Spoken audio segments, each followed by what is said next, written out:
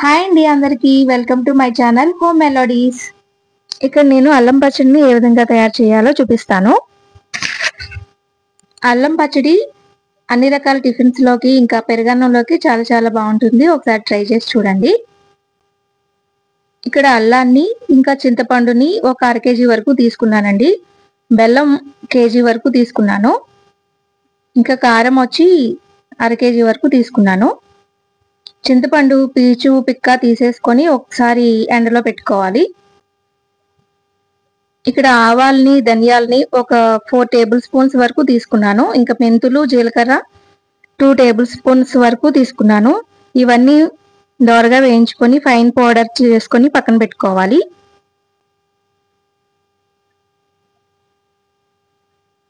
ఇంకా చింతపండుని వేడి నీళ్ళలో నానబెట్టుకోవాలి. ఇక్కడ నేను అల్లాన్ని శుభ్రంగా కడుక్కొని ముక్కలు కోసుకొని ఎండలో ఒక 1 అవర్ వరకు ఉండాలి. తర్వాత వేరుశనగ ఆయిల్ వేసుకొని ఇలా వేయించుకోవాలి. ఇలా వేయించుకోవడం వల్ల పచ్చివాసన అది ఉండదు, ఇంకా నిలవ ఉంటుంది పచ్చడి. ఈ వేడి నీళ్ళలో నానబెట్టుకున్న చింతపండు ఒకసారి నీళ్లు సరిపడా వేసుకొని ఒకసారి పొయ్యి మీద ఇలా గుజ్జులాగా చేసుకోవాలి. ఇది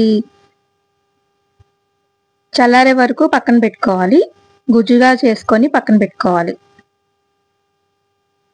ఇంకా అల్లాన్ని మిక్సీలో ఒకసారి బరకగా గ్రైండ్ చేయాలి.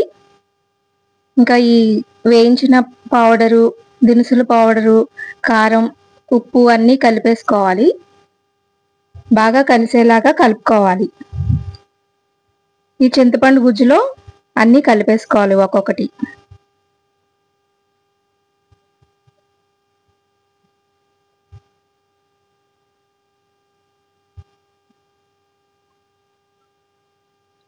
సాల్ట్ అనేది మనం చూసుకొని వేసుకోవాలండి. ఒక్కొక్కరు తక్కువగా తింటారు కదా, దాన్ని బట్టి చూసుకొని వేసుకోవాలి. కారం వేస్తున్నాం కదా, కారంలో హాఫ్ వేసుకోవాలి.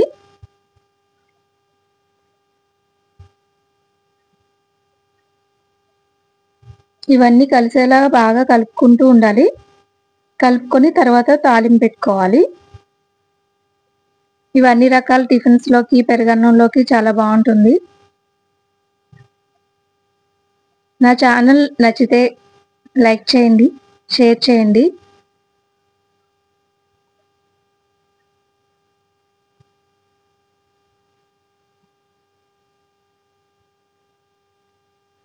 ఇక్కడ నేను జీలకర్ర ఆవాలు వేసుకొని తాలింపు పెట్టుకున్నాను. తాలింపే కలిపేసుకోవాలి. ఇంగువ కూడా వేసుకోవాలి, బాగుంటుంది.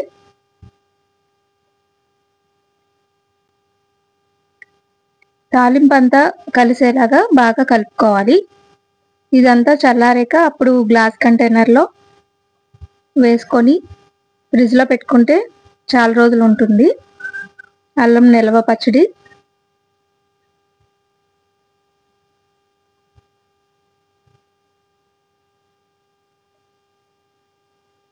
ఇదేనండి ఈరోజు వీడియో. నచ్చితే లైక్ చేయండి, షేర్ చేయండి. Thank you for watching.